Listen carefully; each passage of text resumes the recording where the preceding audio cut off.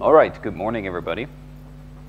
I hope you had a refreshing night and you had some time to think about all the stuff that we talked about yesterday. Are there any immediate questions that would be worthwhile to address? Actually, all the questions are worthwhile to address. Don't get me wrong there. Anything that burns on your mind? Nope? OK, so then let's get started with the program for today. Basically, what we have up is there's a few changes. Basically, we start out with the second part of the optimization presentation. Like yesterday, I think it's best if you ask questions while we're going. So I might digress, and there might be information out of order. But there is a few things that we need to touch on. So yesterday, we talked about launch configurations. And today, we have to talk more about memory optimizations and instruction throughput optimizations. So those are kind of the second part of the optimization talk. We're not going to do the streams presentation right at 11 o'clock. There's going to be half an hour on CUDA 6 at that point. CUDA 5 has been out now for about half a year.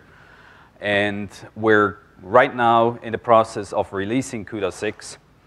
So you probably should get access to CUDA 6 somewhere in January, February, early first quarter of 2014. So it might be interesting just to hear a bit of what's planned and what's coming out there. And then after that, we will just continue with the streams example and then see how it goes with lunch. But the idea then is in the afternoon, there's definitely going to be a session on Vampire, so on the performance analysis tool. But then the rest of the afternoon, I would say we just see what kind of problems that you have, or what kind of applications you're looking at, and what questions you have. So the idea is really that you can get started on your code while I'm around, while other people from CSCS are around that possibly can help you how to think about your problem and how to attack it. And then we can all go home and meet Sami Klaus and Schmutzli tonight. OK, optimization. So what we're looking at first is how to optimize the data motion between the global memory on the GPU and the GPU streaming processors, the SMs. So just as a refresher, how does the system setup look like? Right, you have on the host side, you have your basically your CPU and your RAM. There is caches in between and all that stuff, but there is a lot of electronics sitting between those guys, which is just the chipset on your motherboard that then talks across the PCI Express bus to our GPU. And the only places that you can directly put data into is global memory.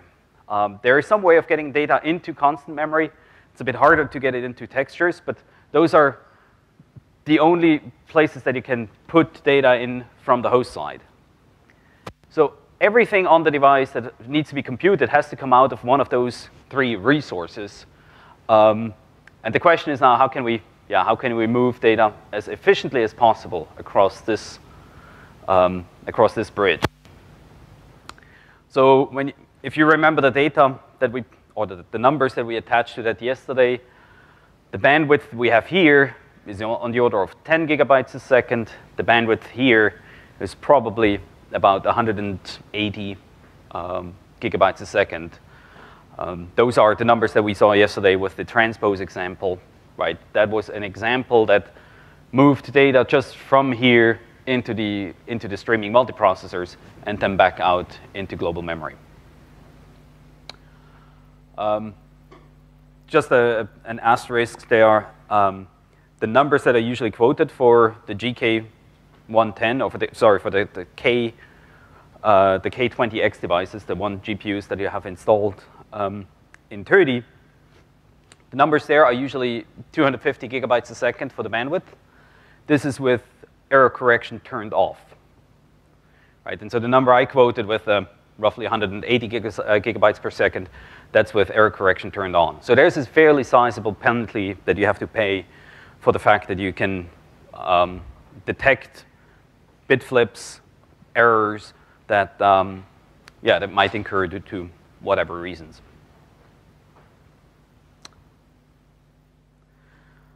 So when thinking about optimizing the memory throughput, again, it's good to have pictures in mind. So basically, you have your global memory.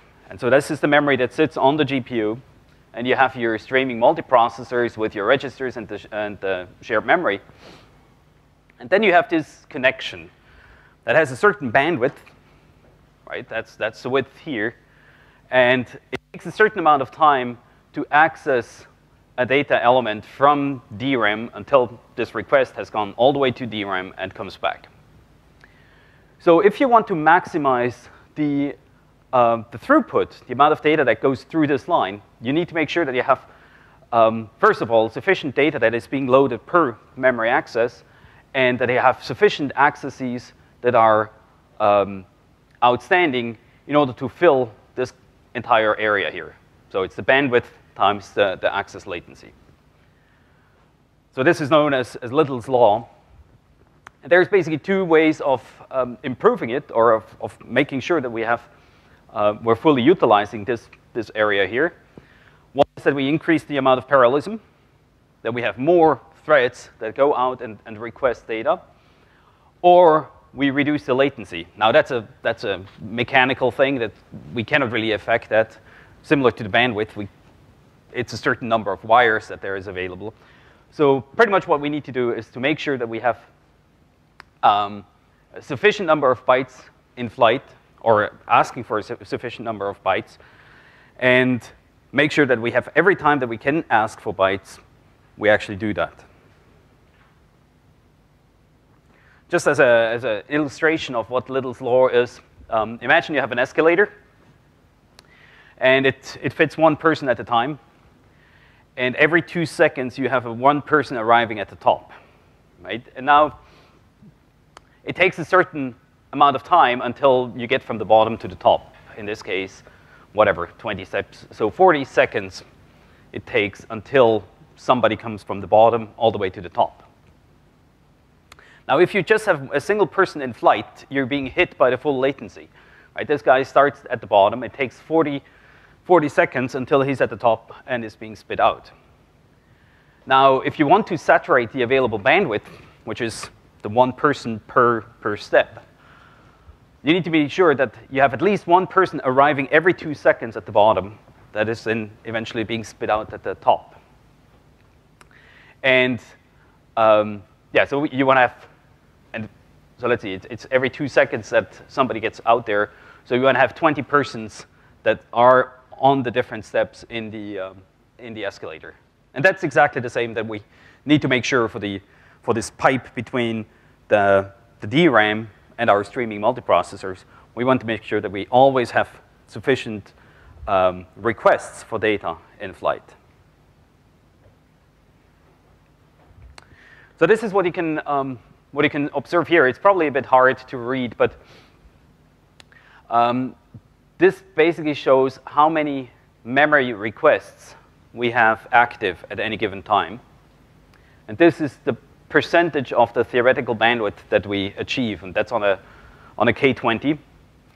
And you see this is a typical flying curve where if you have insufficient number of outstanding requests, well, you're not seeing the effective bandwidth that is available due to the hardware. You're not being limited by the hardware, by the bandwidth of the hardware. This is only happening in this particular case at 160 lines. And I'm showing here what a line is. So on a single streaming multiprocessor, a line is 128 bytes. And so once you have like 100 times 128 or so, let's see, 100 is here, you're getting closer to the peak bandwidth that you can observe. The more, the better. So what we take from that is that you really need to make sure that they have sufficient load instructions that are going out there. And this can be, for instance, by making sure that you're loading all your data up front, then you do some massaging within your streaming multiprocessors, and then you're writing all the data at the end in a nice and coalesced fashion, and we're coming to that in a second.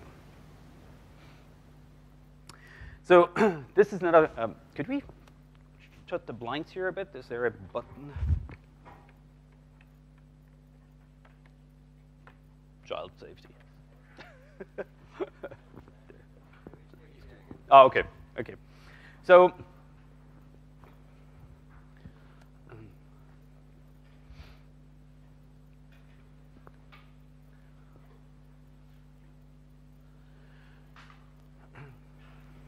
here's a slightly different way of looking at the same data.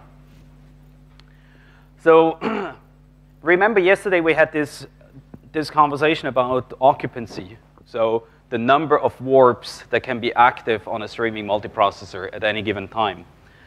And we said that on a K20, you have at most 64 warps that can be in any form of active state.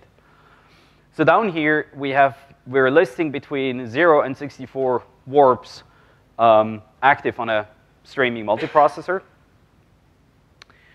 And it's 3 different curves for the width, for the number of bytes that are being loaded per warp. And so in one case, we're just loading individual words, individual floating point numbers per thread. So we have a single warp is 32 threads times 4 bytes. That gives you 128 bytes that are being loaded per warp. And that gives us one line. This is the blue line here. And you're seeing, once you're up at 64 warps per streaming multiprocessor, we're actually getting fairly close to the maximum, the theoretical bandwidth that we could achieve on this device. However, it really takes all 64 warps active in order to get to the full bandwidth that we possibly could achieve. Now, if we would be loading 8-byte words, so double precision floating point numbers, for instance, or long integers. At that point, each thread or each warp is loading 2 lines from memory, so 256 bytes. And at that point, you're seeing that you're actually getting closer to the peak bandwidth at a much smaller number of active warps. In this particular case, we're probably at about 40 warps per streaming multiprocessor. We're already hitting the maximum, the bandwidth that is that can be delivered by the hardware. And even if we go even larger, so 512 bytes per thread, at that point it only takes about 24 warps per streaming multiprocessor. So what do we learn from that? Well, again, we want to, for many applications, it's actually important that we get data as quickly as possible to the streaming multiprocessors. So we want to be as high up on the theoretical bandwidth as we want to use as much of the theoretical bandwidth as possible. However, due to other constraints, it might be that we cannot have 64 warps per streaming multiprocessor. Again, remember from yesterday, we might be using too much shared memory per thread block. So we cannot dispatch all 64 warps onto this streaming multiprocessor. Or a thread uses too many registers. Again, this would limit us in the number of warps that we have per SM. In those situations, we want to make sure that all the memory requests are actually wider, that we're not just asking for single floating point numbers per thread, but maybe 2 float numbers per thread, or even 4, if we want to get to the peak bandwidth. I see already at 9:15, lots of question marks. That's that's a bit scary.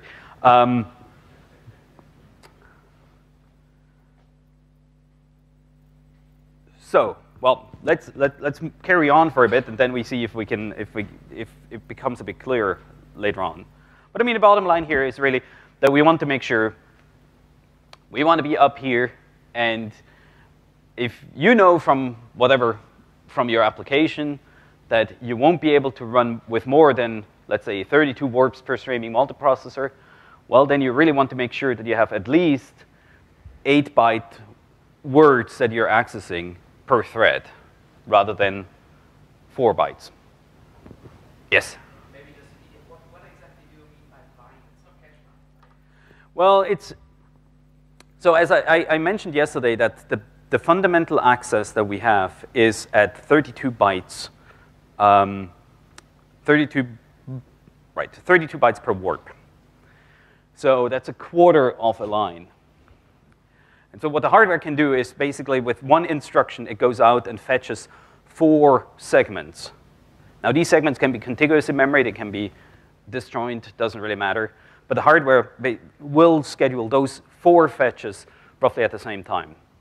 And that then comes back, is being presented to the streaming multiprocessors like one line of data. So those are these 128 bytes that, so these 4 bytes or a single line. And yes, if we do have a cache hierarchy, and at one point, this is being reflected as a single cache line. So, but as you can see, I mean, it's actually not sufficient. If your occupancy is not 100%, then you want to have more than just a fetch for a single line in flight. You want to probably have, yeah, 2 or 4.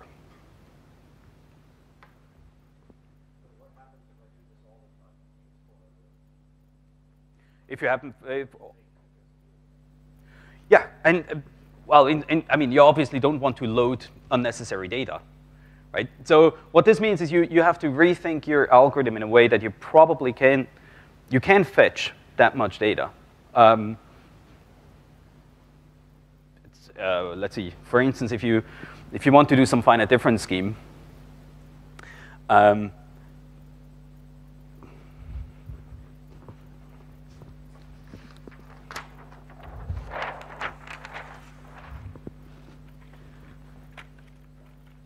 right? We had yesterday already the thing about the finite differences, where we're loading data into shared memory, and then we're starting to subtract or add data from neighboring threads.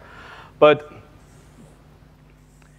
I mean, if you want to do this, you could, in theory, just load 32 floats, okay, at a time. Each thread pulling in 1 float.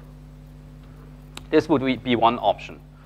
However, unless we have all 64 warps that are being running on the device, with this pattern, so something like A equals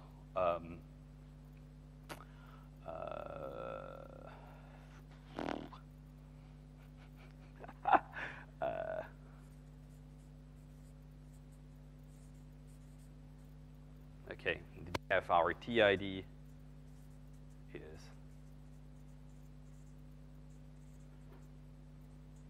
something like this. Right? A pattern where we compute our thread index, and then we're just loading a single element, a float element out of this array.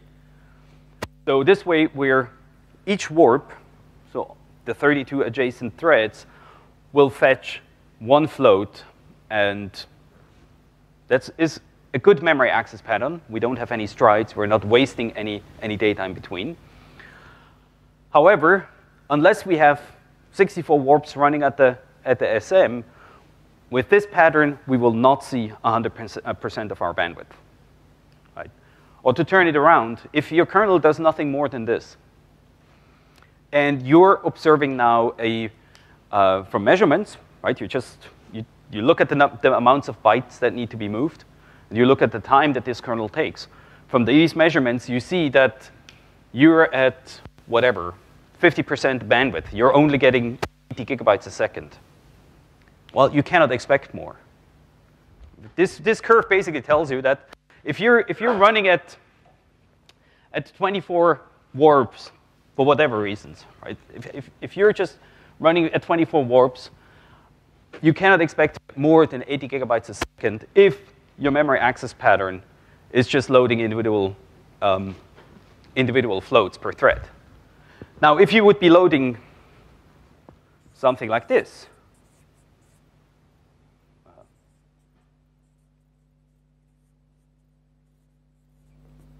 so if your access pattern, and this is now whatever R, this is now a double array. If instead of loading per warp just 4 bytes, if you would be loading 8 bytes, and again, we're doing this all under the assumption that our occupancy is, let's say, 50%. Right? So 50% occupancy. That means we have 32 warps active. Okay? So this puts us at this point here in the middle. So with the access pattern that we're just getting a single float, with that one, let me get the pointer here. With the single floating point number access pattern at 32 warps per SM, we can expect at most a 60% of the theoretical bandwidth.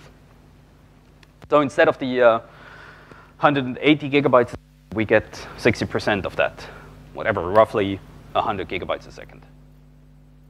If we would be using doubles, so load twice as much data per thread, it would put us at 80% of the bandwidth.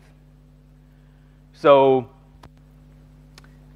right, in those situations, it can be helpful to load data as double instead of loading it as individual floats. Now, again, it depends on your problem if this is even feasible. Right? You don't want to load unnecessary data. You don't want to just to artificially bloat your achieved memory bandwidth. But yeah, if we go back to the problem that I tried to get to, which is the if we want to do finite differences. Oh, and I already started the chart up here. So, and eventually we need to load a certain chunk of data and then another chunk of data. Instead of having one load, do a lot of processing, and then do another load, we probably better load both chunks at once and then do the processing. So this should get us to a higher fraction of the achievable bandwidth than if we do individual steps. My point was more or less, why don't they do this all the time? I mean, not the double thing. I mean, Right. I have loads, we probably have a reason for it, but this double loading, like these two. Because, for instance, you just don't need that much data. Right? Imagine you want to do your kernel should do, actually that's a problem I really had. Your kernel should do matrix-matrix products. And your matrices are only 5 by 5 elements. Okay? So you have, for that, you need 3 times, right? You have A times B goes into C. Okay? So you need 3 matrices that are being loaded. But that's 3 matrices being loaded 5 by 5. So that's 25 elements per matrix. Times 3, it's 75 words or 75 floats that we need in our problem. So in this case, it probably wouldn't even make any sense to load these two, to load it as double, simply because we don't have that much data that we need to operate on. Right? So you don't want to waste to load data that you are not going to use. I mean that is a That's one of the starting premises. But then, if you need to load a large chunk of data per thread block, sorry, if you need to load a large chunk of data per thread block, then you might be better off to load it as larger chunks per thread, rather than having multiple loads per in sequence. And keep in mind, this is only relevant if we're running at lower than maximum occupancy. Right? If you run at full occupancy, if you have 32 warps in flight on the SM, at that point it doesn't matter whether you're loading now your data in 4 words, 4-byte words, in 8-byte words, or in 16. It doesn't matter. In all cases, you're getting to the maximum achievable bandwidth.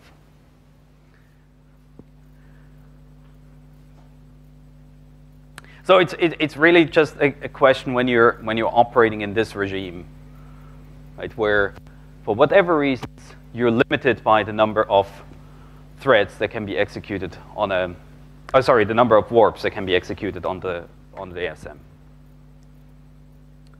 Is that roughly understandable? Okay.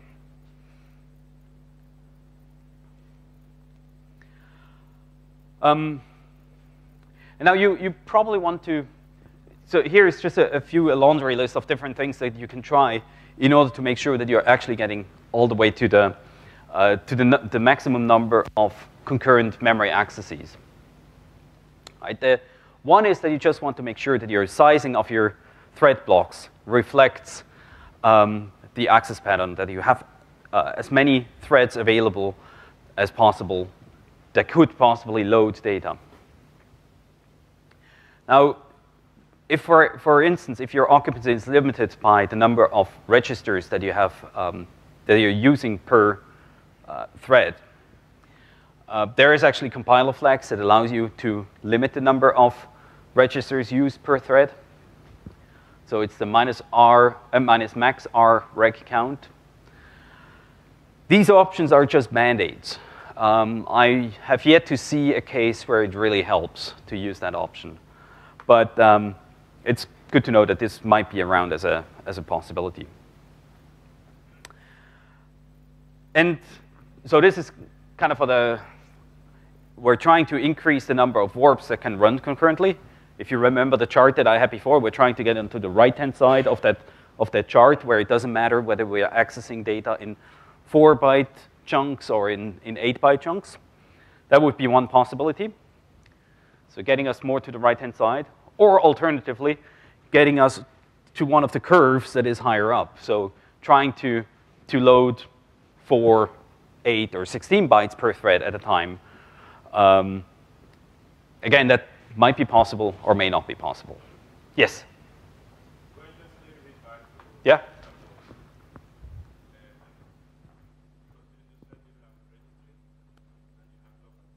Right. No, so in this case, A and B will end up in registers. So how many of those pages can I use?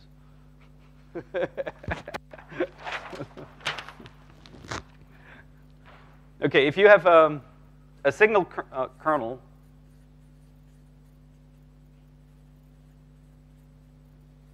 whatever.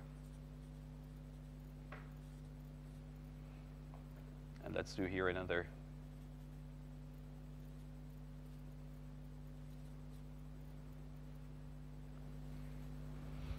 So we have a kernel that takes an integer array and a number, and we do the usual thing. So we have the thread ID is whatever, block dim dot x times block ID x dot x plus the thread ID x dot x. Okay, this gives us our linear array of the current thread. And we do a is whatever we had. Oh.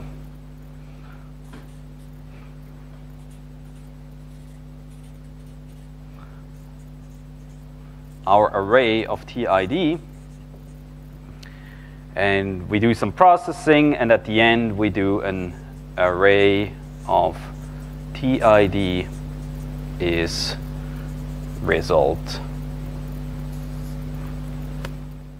And on the way here we do as my result is some kind of function of A. Okay. So in a case like this, you're most likely just ending up with using registers. So what happens in the process of translating this kernel, it goes into this intermediate assembly language, this PTX. And PTX has an infinite register file. You have as many registers as you want. And then when you're generating the actual instructions for the device generation that we have at hand, at that point, you have algorithms that say that do the true register allocation. Now, it tries to keep the register footprint as small as possible. And again, as long as you're below 32 registers per thread, there's no danger that you might limit your occupancy. So up to 32 registers, the compiler is fairly generous and just hands it out. Once, depending on obviously how much state that you need to carry around here in between, it can become a problem. And so the compiler then tries to rearrange your code to limit the amount of registers that you're using. But in some cases, it might not be possible to do that. At that case, it will do the so-called spilling and automatically convert, let's say, this variable A into a local variable. So a local variable is one that sits in global memory, but you have an individual version of that variable per thread. Okay? So this is when the compiler then says, oh, I just don't have sufficient registers for all that. I need to push it out into local memory.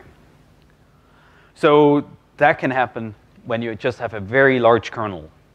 That's, by the way, one of the reasons why you probably want to keep your kernel size relatively small. That's a very fuzzy number or a fuzzy concept. But you don't want to take an entire application and just stuff it into a kernel. That most likely will just blow your register consumption, and therefore you're not getting a good performance. Because every time now you're accessing this variable A, it actually has to go out and fetch it from global memory and pull it back into your registers. So spilling is nice. In some cases, it actually doesn't hurt you that badly. But you want to be able to avoid it as much as possible. And that, by the way, here you see this max R rec count. Right? Actually, let's step back in one second. So in the best case, you're using less than 32 registers per thread. And there, it has no impact on the occupancy, right? We said the register file of a Kepler GPU is large enough to hold 32 register per thread and have still 64 warps. Yes? So even if your occupancy is lower, some other reason, what happens? No. So I was just getting there. It's like, right? So ideally, you have 64 warps in flight. Now, if your kernel is complex, the register allocator will just start using more and more registers. So for whatever reason, now you have this amount of data. You need 48 registers. Okay? What that means is that now you suddenly can no longer have 64 warps on this SM at any given time, because you cannot fit 64 times 48 registers times 32 threads per warp into our register file. We just don't have that many registers. So what it will result in is that fewer warps will be dispatched onto that streaming multiprocessor, which is equivalent to you're reducing the occupancy on that SM. And as you now have a lower occupancy, well, this would also allow you, for instance, to use more shared memory because per thread block, because you're already limiting your occupancy. I'll draw some more pictures on the occupancy. I see that this is probably a concept that we need to touch on. But to come back to this one, right? So if you have a complex kernel, the compiler by itself will just start raising the number of registers that it uses. However, we have now a limit of something like 256 registers per thread at most that can be used. But this could impact your performance. So you can use this flag max rec count, or on a kernel basis, you can use launch counts that tell the compiler not to use more than a predefined number of registers. For instance, you could say max rec count equals 32. This will tell the compiler, don't use ever more than 32 registers per thread. But given that the complexity of your code is already so big that you would need more than 32 registers, what it will then do is it will spill them into local memory. Yes? Is there an equivalent for OpenACC? Directly as part of OpenACC, I don't think so. The OpenACC compilers allow you often to control that. So I'm fairly positive that on for the PGI compiler, you actually have the equivalent of max rec count. The problem about max rec count is that it's a global sledgehammer, right? If you have a large application that has many kernels in the same file, well, you're applying this to all the kernels that sit in the same file, which, yeah, could be too limiting. Okay, let's draw another picture for the occupancy.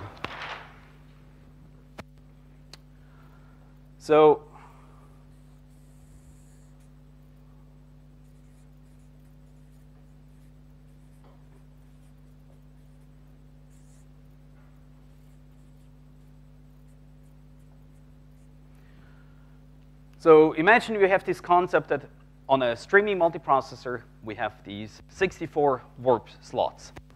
So at any given time, the scheduler can pick one of these 64 warps to issue the next instruction from. In the simplest case, all of those are full. Our configuration is such a way that we have a warp ready that's available for execution. In order to get there, we need to make sure that our thread blocks have the right configuration. So we have, in addition to these 64 warps, we have another table, which are the active blocks. The active thread blocks. So imagine a thread block that's we have shared memory per thread block. So there's some accounting that needs to go on to figure out like which warps belong to this thread block and so on. So that's why we have another static resource that keeps track of the active thread blocks. This goes from 0 to 15. So we have a maximum of 16 thread blocks that can execute on a given device. Then we have another resource. This is the register file.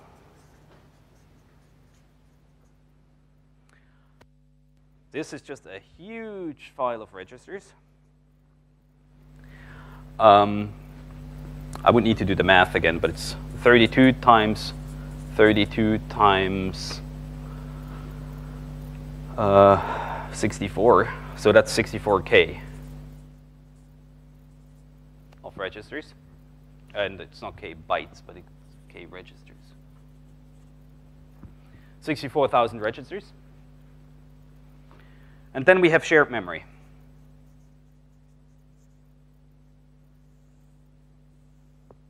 This is, in the simplest case, 48 kilobytes. Okay.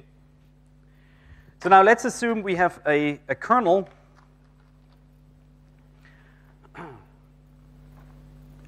that uses whatever, 29 registers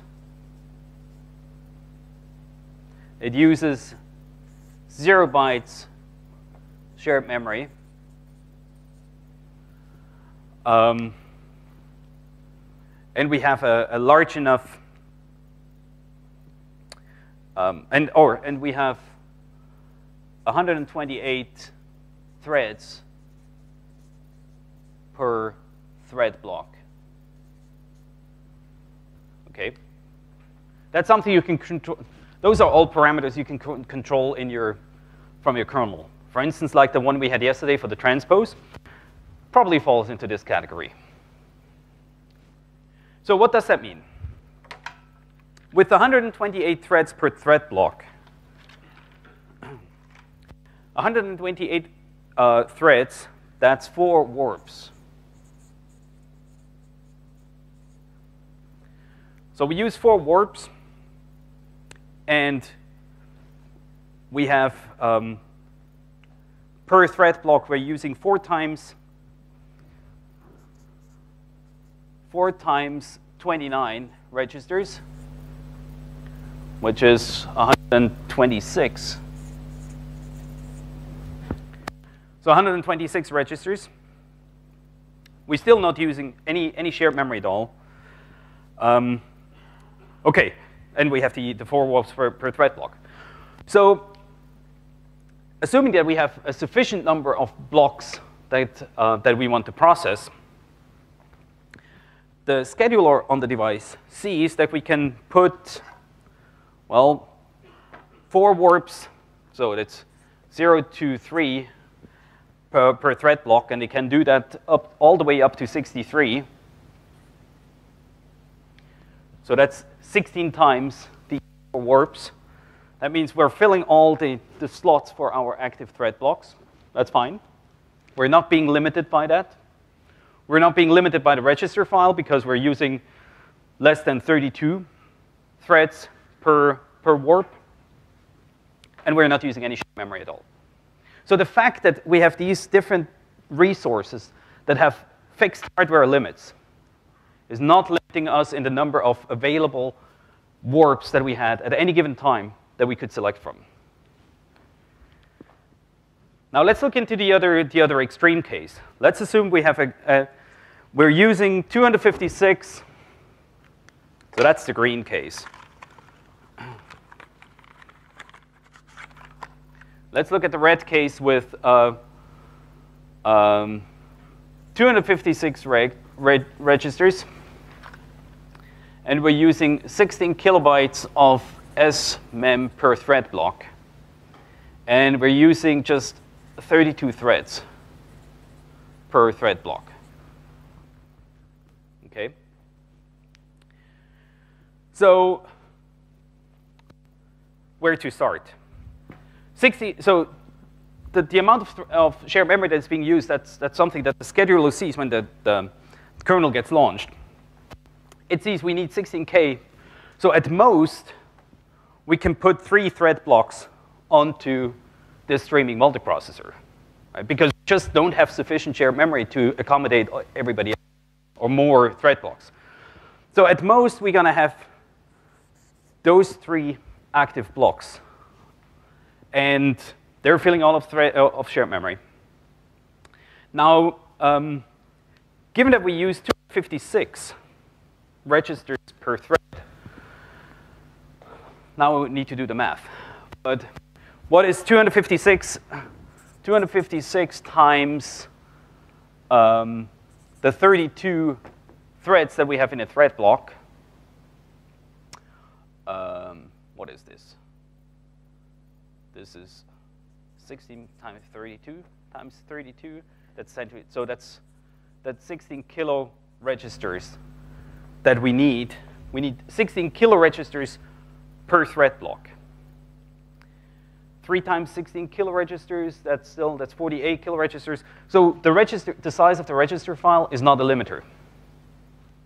Right, so we're limited to 3 thread blocks already due to shared memory consumption. But the amount of registers still fits into the that we need for these 3 thread blocks is still sufficiently small. So that's good. Register file size is not a problem. Yes?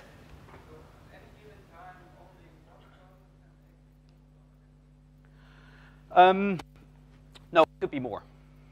It could,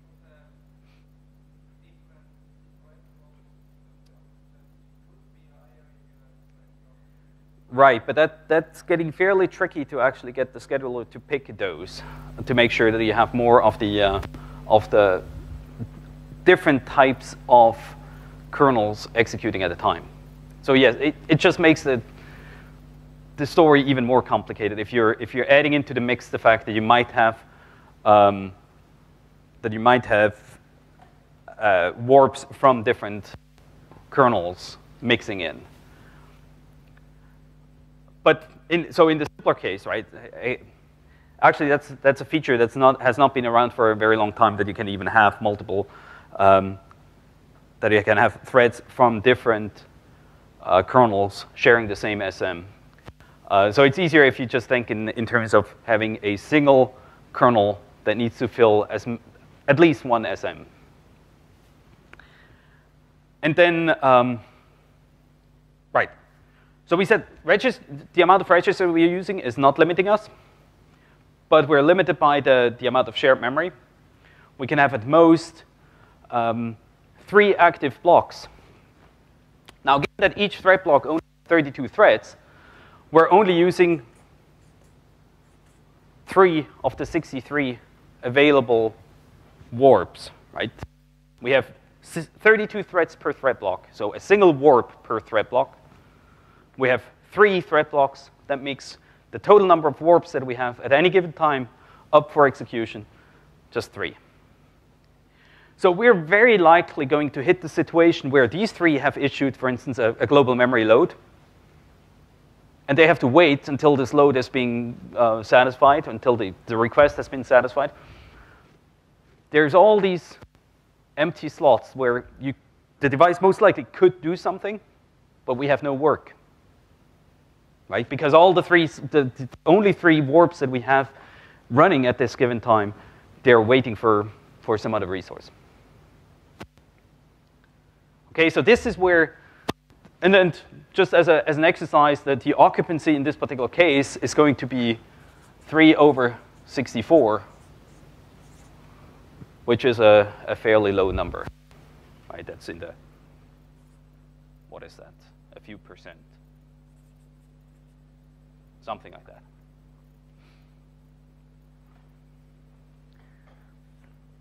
Your graph was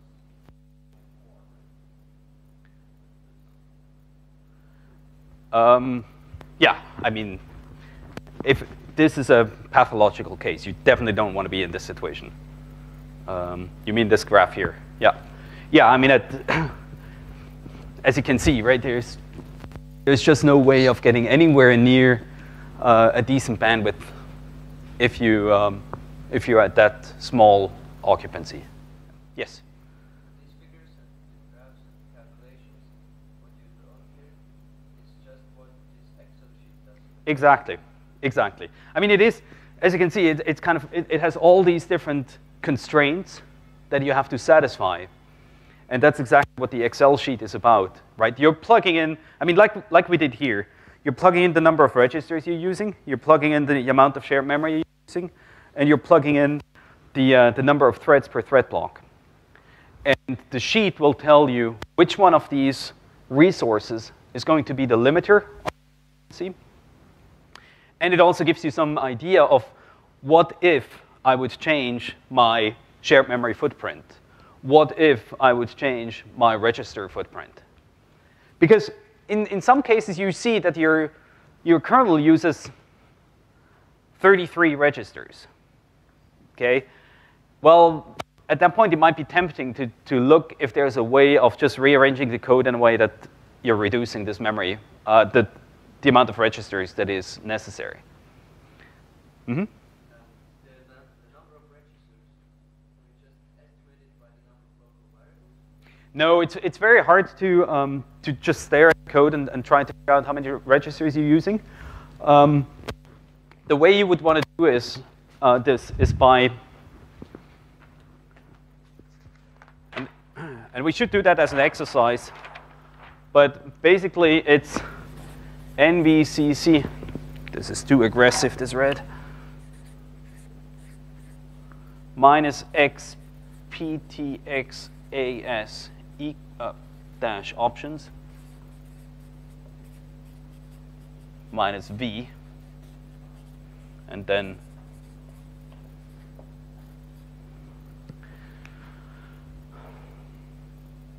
it might be about, you would need to look up the demand page again for, or the help for NVCC. It might be without the X, so it's. We have the problem that many of the options are actually at least 2 variants that you can use them. And so it might be that it's just PTXAS options. So I would need to look this up. But it's a quick find there.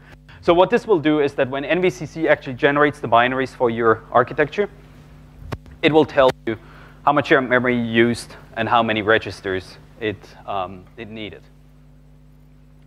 So yeah, if you still have the transpose example yesterday, you can just easily modify the make file and add this option, and then you will see how many registers that you're using.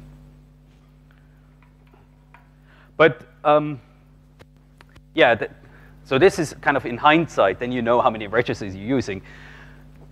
Then from that information, trying to figure out how to change the code in a way that you're reducing this consumption, that can be a bit hairier. I'm trying to think if this tool becomes public or not, but there is a tool that actually allows you to see, as a function of instructions, how many registers are being allocated and the lifetime of each one of the registers, because that can oftentimes help you to find something, to find a bottleneck. I mean, it's oftentimes not what you would think would limit the number of registers. What happens, for instance, is that if you have a somewhat complicated index calculation and you're using this at the early on in the code and later on in the code as well, again, a typical memory access pattern where you're loading something due to this complicated expression, and finally you're storing it, again, due to this complicated expression, there is a certain likelihood that this complex evaluation will end up in shared memory, in registers. And it will be keeping these registers occupied for the entire lifetime of the kernel. And so, yeah, it could be useful to just do a recalculation of that expression later on. You can look into things like if you have modulo divisions, or you need to compute the remainder. Those are cases that often use quite a large number of registers. It's all, I mean, that all then depends on the particular version of the compiler that you're using. It's unfortunately at that point a bit guesswork, trial and error, figuring out if you can reduce the footprint. The important part is that you know whether it's possibly worthwhile to do it or not. And this is where the occupancy calculator comes into place.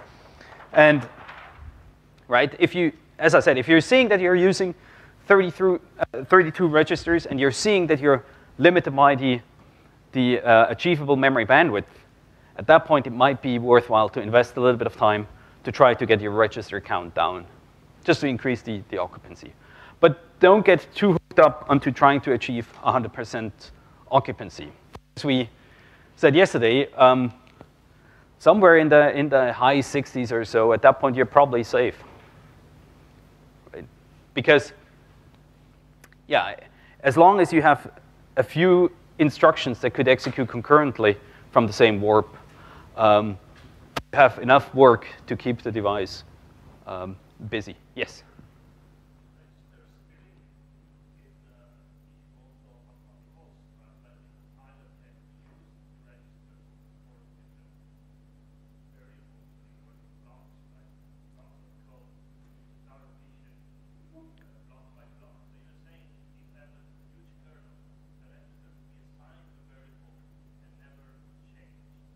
It can happen. It can happen. Again, in situations like where you have some complex calculation at the beginning. Right? Imagine you have something that involves divisions. Divisions are relatively expensive. The compiler, or at that point, the register allocator will say, hey, I'm probably safer by not redoing this division later on. I'm probably more efficient by not doing it later on again. So I want to keep it in registers. But then, yeah, maybe you're increasing the register pressure because now you're blocking this one register for keeping this data around. And so there's a huge range of heuristics where the compiler then just has to make these trade-offs between saying, hey, is it now more beneficial to recalculate this division, or am I better off by going out and pushing some of the variables into local memory?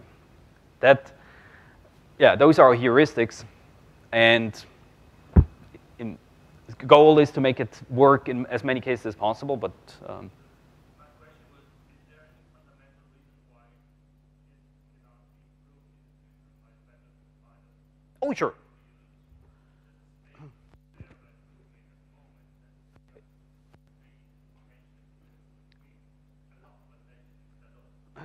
Well, and I mean, there is situations where you simply cannot, where at a particular time in your kernel, you just need to keep track of so much state that it uses more than whatever. As long as it's more than 32 registers, fine. You're just decreasing the occupancy. That might not be so bad. Once you're going beyond 256 registers per thread, our architecture simply cannot handle it. We don't have more than 8 bits to label registers. So at that point, it has to spill out into global memory or into local memory. So, but yeah, I agree. I mean, many of these things can be tried to be resolved by improving the optimizer of the compiler. And that's, as I said, that's an ongoing effort. But in some cases, it's simply impossible just because you have too much state that is being carried around. OK, did this thing about the occupancy kind of clear up a little bit, I hope? And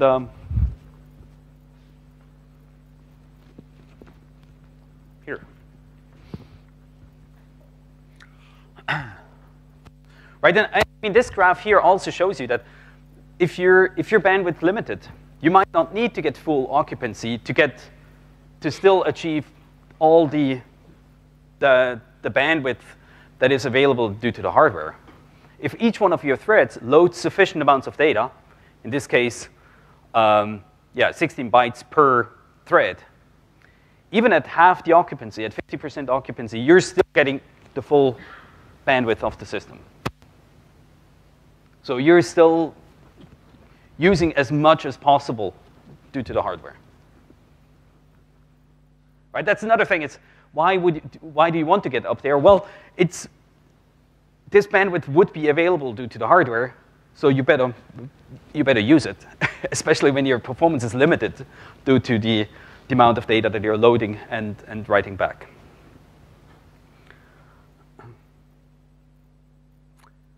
OK, so we had this one.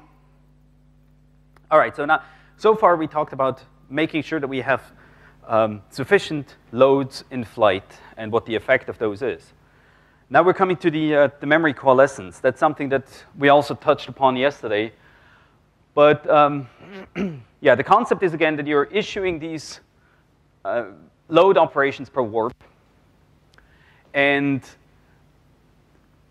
so it's not absolutely necessary that all threads within a warp access exactly adjacent bytes. Right? First off, because the fundamental transaction happens in chunks of 32 bytes. So that's 1 byte per thread and not 1 float per thread. And B, because the hardware detects, it tries to minimize the number of requests that have to go out to memory to fetch this data that you're requesting. And I'm coming to a few pictures. Right? So when you're looking at the efficiency of how efficiently you load the data, There's basically two ways of looking at it. One is you're just counting the number of bytes that the application needs, and you're measuring the time that this chunk takes. And this gives you the bandwidth, right? So and so many bytes divided by the time that it took. That's the application's perspective. But then there's the other way of looking at it, which is, from a hardware point of view, how many bytes need to go across the wire between memory and the streaming multiprocessors. And those are the bytes that, all these extraneous bytes that you didn't actually ask for, but just get delivered because we're loading this stuff in chunks of 32 bytes at a time. There is something I haven't mentioned yesterday, which is broadcasting. So if all the threads in a warp access the same word, actually the same byte, at that point we have special hardware as well that only ships this one byte across the wire and broadcasts it to all the threads. OK, so here we have different scenarios. This is like the best case where we have each thread in a warp accesses a float, right? So this means we need 128 bytes. They have to go across the bus. And yeah, I mentioned that the actual access happens in chunks of 32 bytes. So these are called segments. So we are loading 4 segments, and we're using all of this data that we ask for. So this is a perfect situation. Our bus, so the wires between global memory and the streaming multiprocessors, is utilized to 100%. Perfect. This is what you want to get to. Now, this is a different situation where you have a permuted access. So thread number 1 is accessing element 15, and thread number 2 is accessing element. Again, doesn't matter. The hardware resolves that. It looks at all the threads within a warp and figures out like what is the minimal set of data, the minimum number of segments that we need to move across the wire. So don't worry about accesses where individual threads permute the access, as long as they stick within a contiguous chunk of memory. This is a case which in many situations is not quite avoidable. For instance, again, a finite difference scheme where you just go through your data and you need to load eventually the value that you are responsible for plus the value one next to you.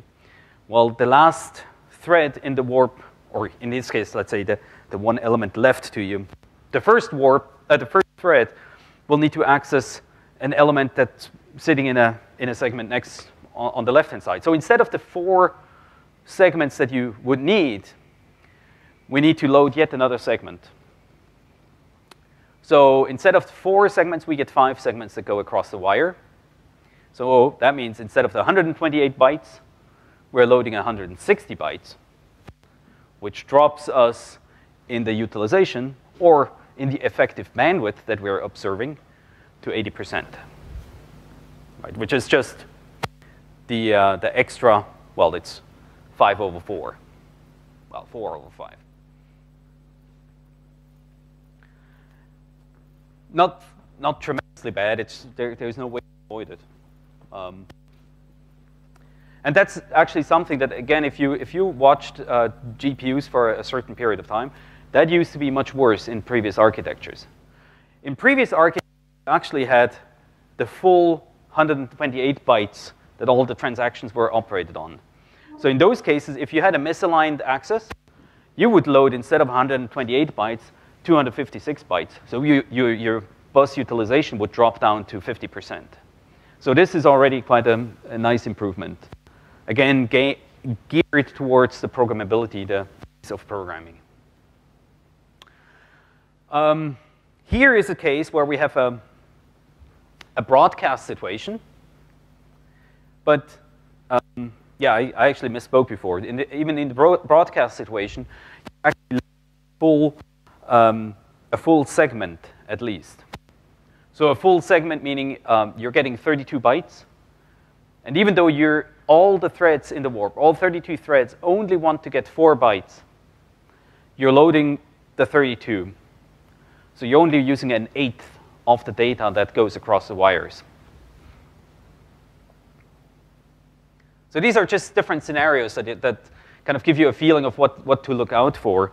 I mean, in many cases, it's just unavoidable. But it helps you to understand when the profiler reports you that you only have, whatever, a bus utilization of 12%, well, there's nothing you can do. This is just the hardware, plus, so the way that the hardware works, it delivers all this data, even though you're only asking for 1 word. And this is kind of, those are the worst cases where your accesses are scattered across multiple segments. Especially when you're just using, from each one of the segments, you're just using a single word. You're loading all this extra data, right? Even though you're just asking for 4 bytes over here, you're getting 32 bytes. And so the bus utilization actually can go down quite a bit. Yes? Now, how come these lines you mentioned before, which are 128? Right. How come they? Well, at this level, they don't. So again, remember, we do have a cache hierarchy. We have an L2 and an L1 cache. And the granularity, the cache lines of the L1 cache are actually 128 bytes. So they are 4 segments long. However, in Kepler, the ones you have installed on the on tute, in Kepler, the L1 cache is configured in a way that the global memory loads are not going through that cache. So in that case, the actual width, the 128 element width, is completely irrelevant.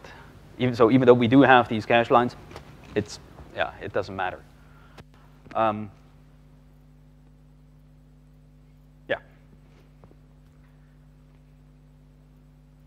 It's one of those situations, again, where from architecture to architecture, we shifted around with the different implementations or different ways of how the memory system works.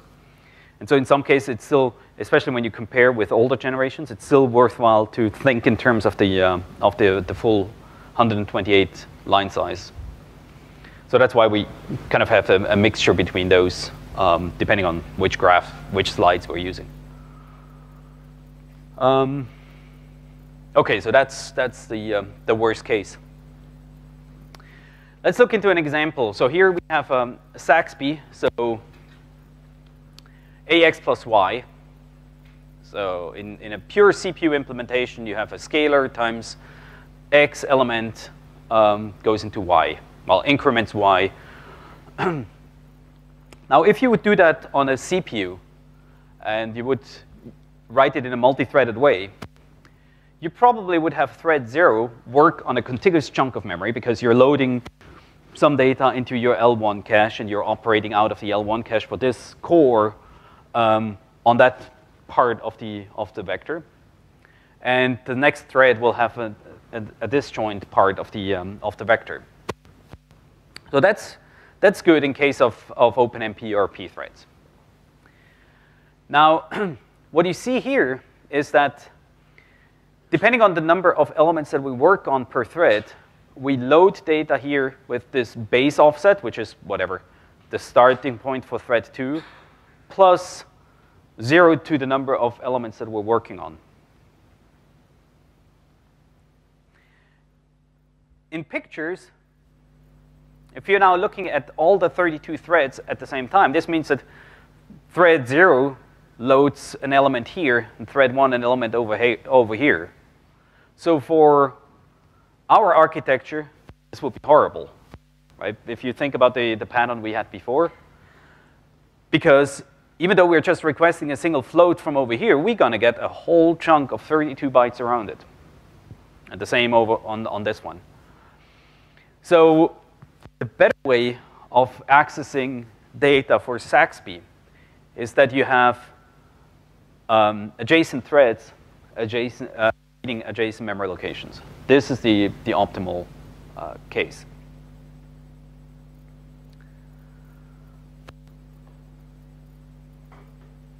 So all that means is that instead of having a loop count, let's see, having a number of elements per thread that you're working on, and you're incrementing those, you basically increment by your block size. So the loop count here for 0, and then you're going up to this loop count 1, and all the threads within this thread block access the elements in the next region, in this next block.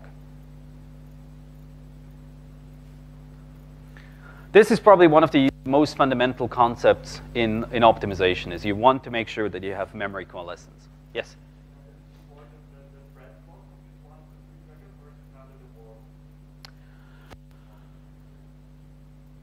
It's basically one warp, yes. It is because all the memory accesses happen at the level of individual warps. But, right, so yes, here the width could be a single warp. Now the problem is you want to have more than a single warp per thread block because of the occupancy, right? Otherwise you have only 16. If we come back to this chart.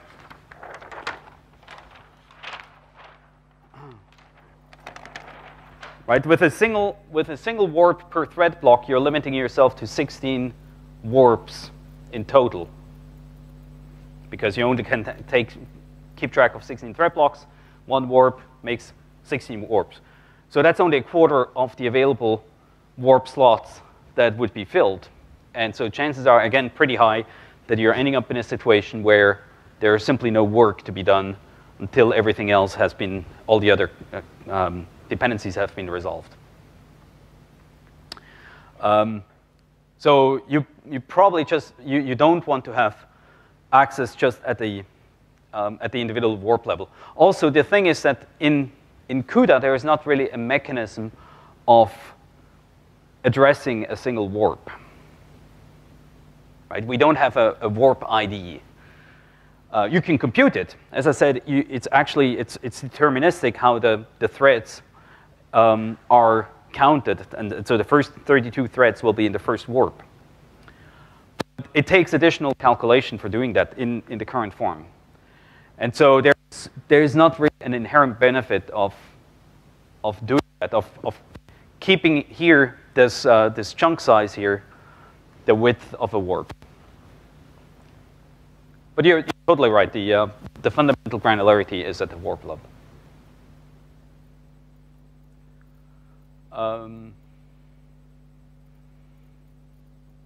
Yes. Okay. Now, this is all good and fine when you're talking about the simple cases, where each thread accesses an individual element of an array. But what happens if you have something like a 3D struct? Most typically like XYZ positions. Right, oops. Right, so you will, at one point, you will load data at your index into your temporary variable.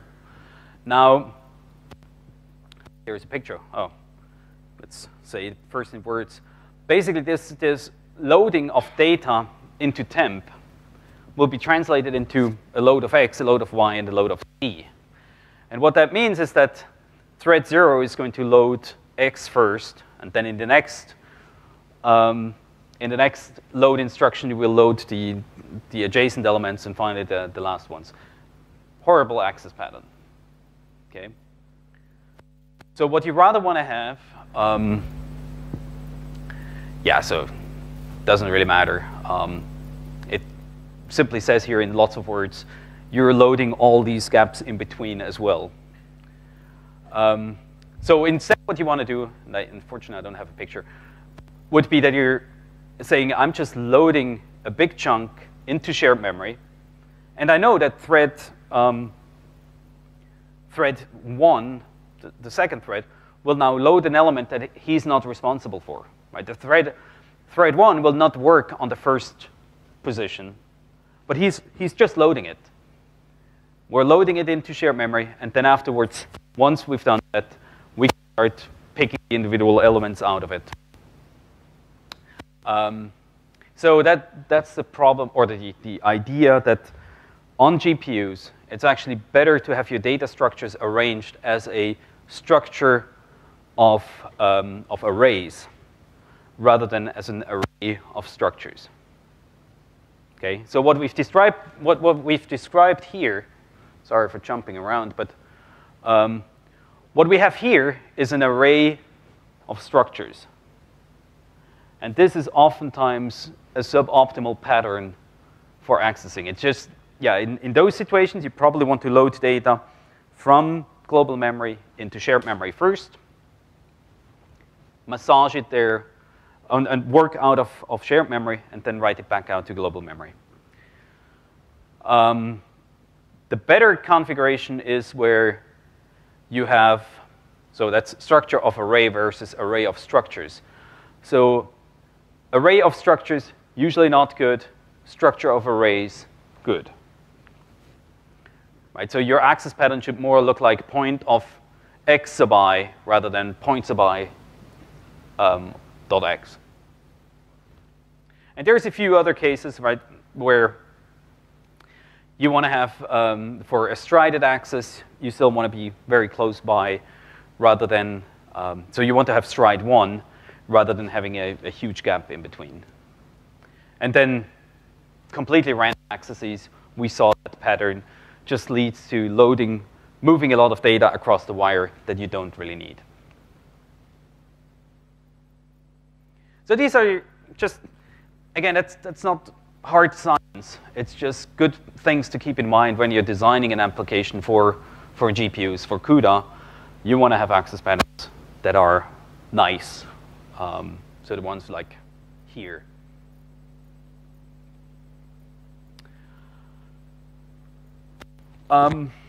This is just a summary slide, what we talked about, right? We want to have aligned accesses.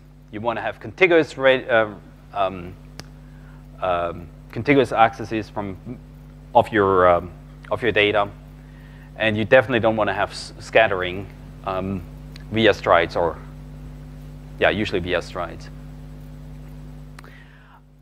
The profiler can tell you a lot about that.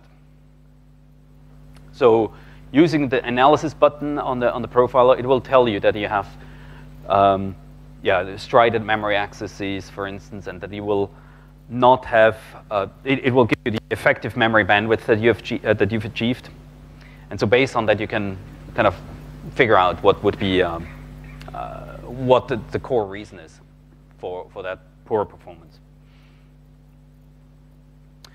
And I mentioned that yesterday, but in some cases, it's just not possible to avoid a scattered access, right? Your application might just need completely random elements out of a big matrix. In those cases, you may want to consider loading your data through the texture cache rather than through the through regular loads, because there we have, yeah, the texture cache is optimized for that type of accesses. But again, that's a finite resource.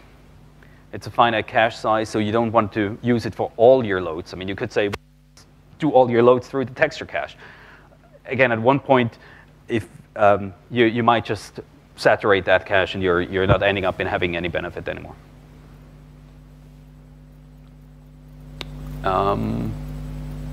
Was there anything else? Wanted to say something else and I forgot. Anyway. Oh, yeah, so here we have the, the two slides on the caches. Let's go through those before break. But as I mentioned, there are caches in between global memory and the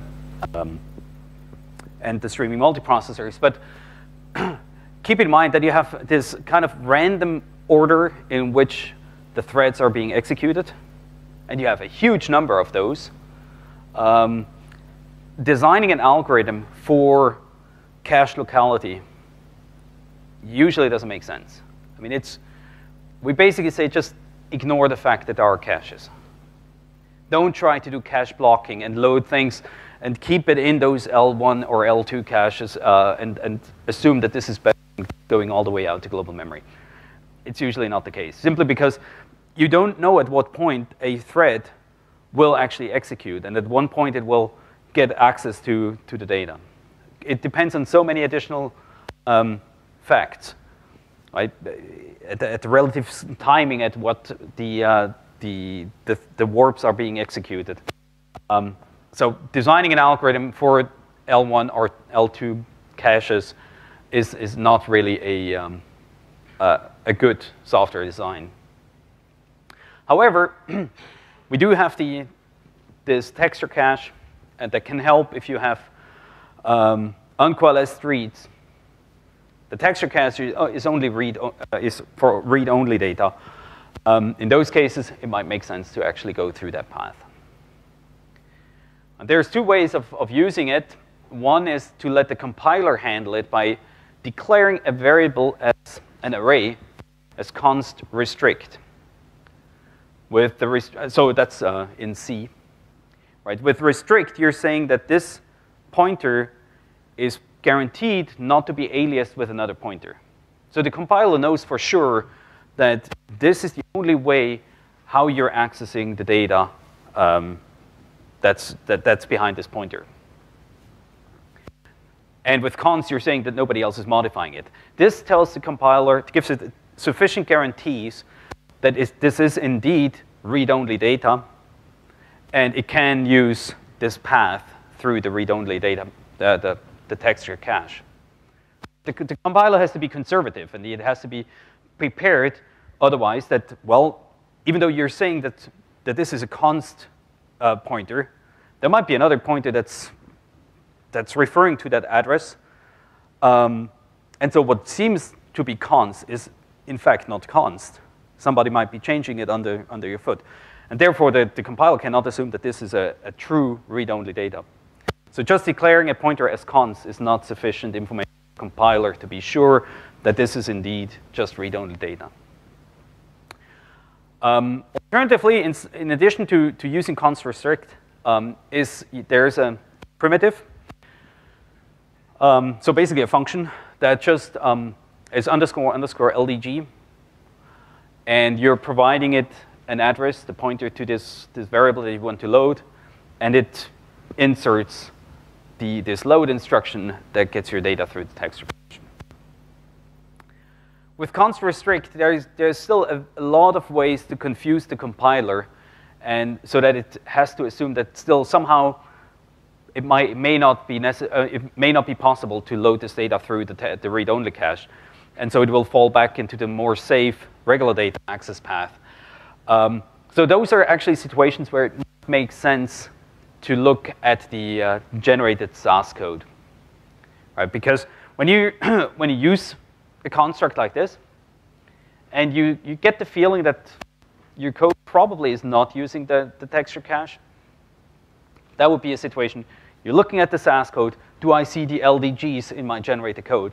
And then you know, well, at least it's there. In other situations, you may see that even though you declare the pointer as const restrict, the compiler decided not to use the load through the texture cache. And I know there's quite a few people in here who have never done CUDA before, and so this might seem like a lot of low-level tweaking, and it is. So don't get confused by this one too much. It's not something you want to address at the very beginning. It's something where, again, you will see when you actually go home now and you're working on a piece of code and you're running in the profiler. You're getting quite quickly into the situation where you're looking at it and you see, okay, I'm using 35% of my achievable bandwidth. So what? Yes, I know I want to get higher in my bandwidth, but what can I do?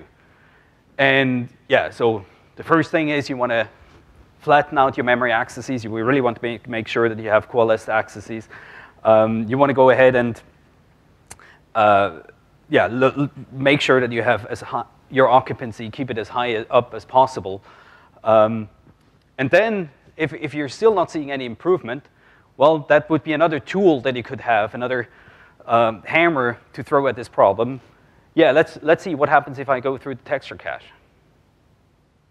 Again, this is not particularly well in alignment with our messaging, because it has this sense of trial and error attached to it. But at one point, just optimization drops down to something that's pretty much trial and error.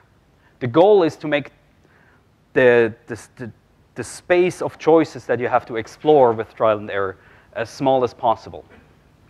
Using profilers, using insight into the architecture, you can limit that to a very small number of different combinations of different experiments that you need to do. But in many cases, you will still end up with, having to do the actual experiment and see whether it pays off or not. I'm probably getting fired for this, but oh, and here is again the messaging about L1 and L2 caches. Just don't ignore them. Okay, and we have a few more slides on const restrict. How this looks like down here. Let's go here just to illustrate it. Again, this would be for instance for the Saxby kernel. Right, where the input data is now explicitly decorated as a restrict and as a const pointer. This will tell the compiler that yes, indeed, instead of loading this through the regular data path, you can use the texture cache. Or then alternatively, you're using the LDG instruction. Right? In some cases, it's not possible to declare a pointer as const restrict because for whatever reasons you have a predefined API that doesn't allow you to change the function signature, or you have whatnot, some other reasons why you don't want to change a pointer to const restrict. Maybe you need to change it later on or whatnot. But you have additional knowledge about your kernel that you know you have to load it in this form.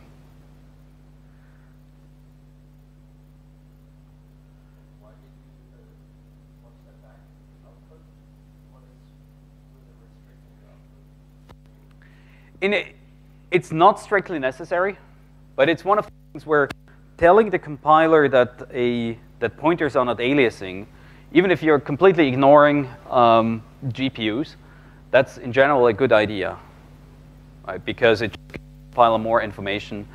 So even on the CPU, by declaring a pointer as restrict, you're actually helping the compiler quite a bit, and you allow it to generate better code. I mean, it's all a hack around the fact that C pointers are so minimalistic and don't give you sufficient information about access patterns. This would never happen in Fortran. Are there any Fortran programmers here? Cool.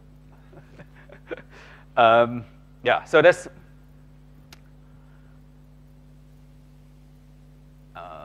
yeah. Let's skip the discussions about the textures and stop here for a break. Okay?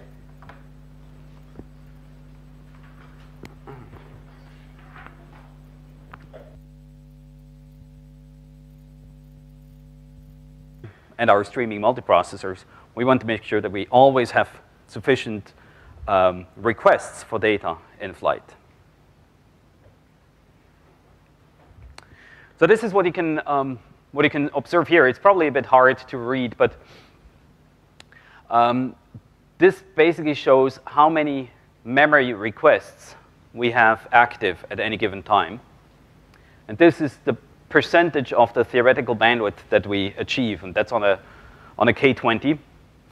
And you see this is a typical flying curve where if you have insufficient number of outstanding requests, well, you're not seeing the effective bandwidth that is available due to the hardware. You're not being limited by the hardware, by the bandwidth of the hardware. This is only happening in this particular case at 160 lines. And I'm showing here what a line is. So on a single streaming multiprocessor, a line is 128 bytes. And so once you have like 100 times 128 or so, let's see, 100 is here, you're approaching you're getting closer to the peak bandwidth that you can observe. The more, the better. So what we take from that is that you really need to make sure that they have sufficient load instructions that are going out there. And this can be, for instance, by making sure that you're loading all your data up front. Then you do some massaging within your streaming multiprocessors.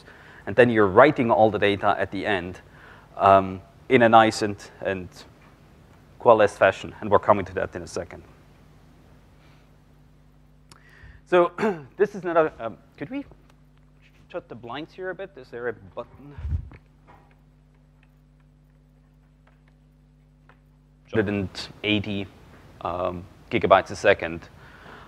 Those are the numbers that we saw yesterday with the transpose example, right? That was an example that moved data just from here into the streaming multiprocessors and then back out into global memory. Just an asterisk there. The numbers that are usually quoted for the GK110, or for the K20X devices, the one GPUs that you have installed in 30, the numbers there are usually 250 gigabytes a second for the bandwidth. This is with error correction turned off, right? And so the number I quoted with roughly 180 gigabytes per second, that's with error correction turned on. So there's this fairly sizable penalty that you have to pay for the fact that you can detect bit flips, errors that that might incur due to whatever reasons.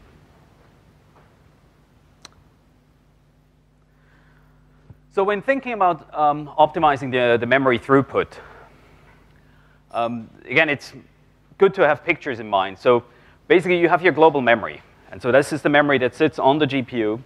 And you have your streaming multiprocessors with your registers and the shared memory. And then you have this connection that has a certain bandwidth, right? That's the width here. And it takes a certain amount of time to access a data element from DRAM until this request has gone all the way to DRAM and comes back.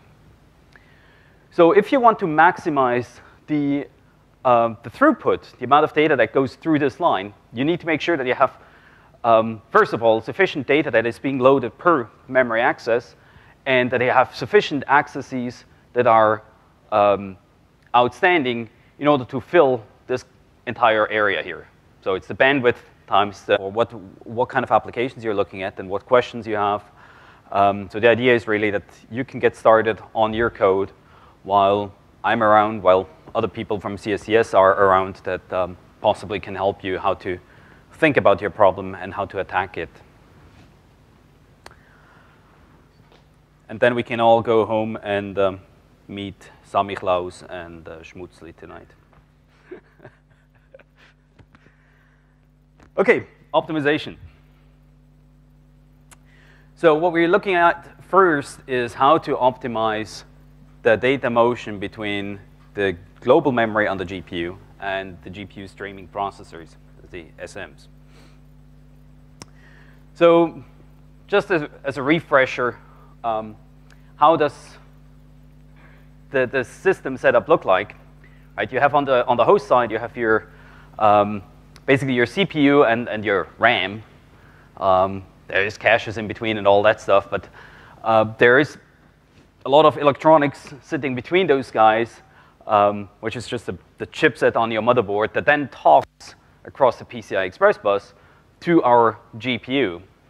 And the only places that you can directly put data into is global memory. There is some way of getting data into constant memory. It's a bit harder to get it into textures, but those are the only places that you can put data in from the host side.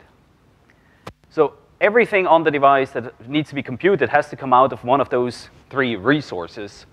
And the question is now, how can we move data as efficiently as possible across this bridge? So if you remember the data that the numbers that we attached to that yesterday, the bandwidth we have here is on the order of 10 gigabytes a second. The bandwidth here is probably about 100 the access latency.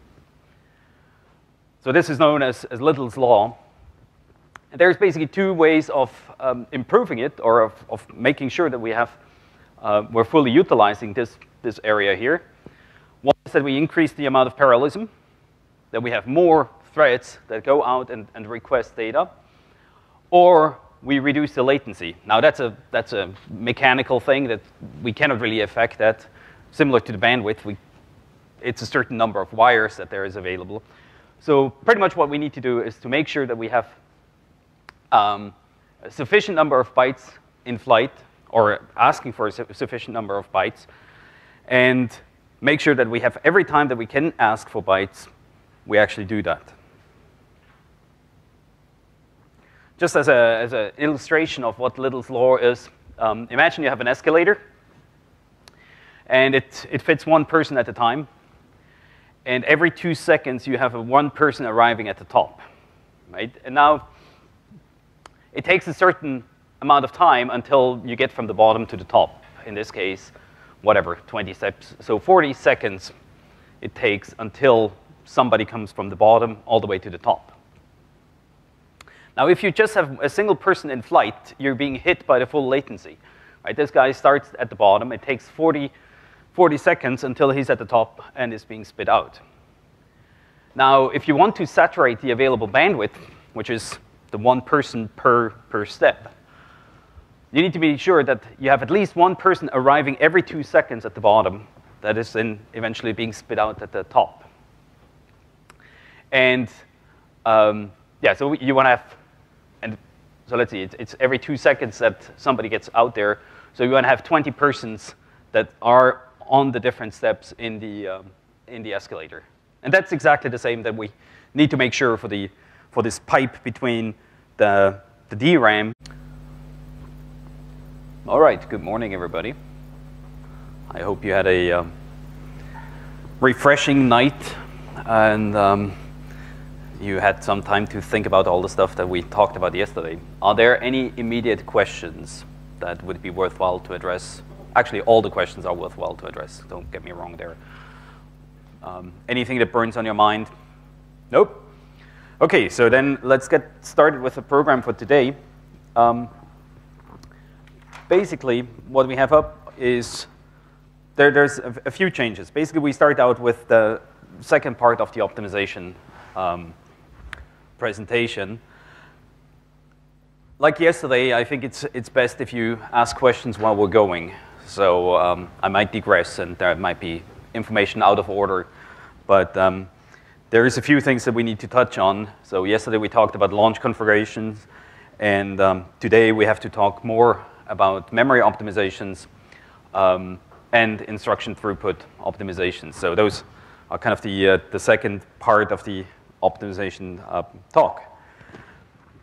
We're not going to do the streams presentation right at 11 o'clock. There's going to be half an hour on CUDA 6 at that point. CUDA 5 has been out now for about half a year. And we're right now in the process of releasing CUDA 6. So you probably should get access to CUDA 6 somewhere in January, February, early first quarter of 2014. So it might be interesting just to hear a bit of what's planned and what's coming out there. And then after that, we will just continue with the streams example, and then see how it goes with lunch. But the idea then is in the afternoon, there's definitely going to be a session on Vampire, so on the performance analysis tool. But then the rest of the afternoon, I would say we just see what kind of problems that you have.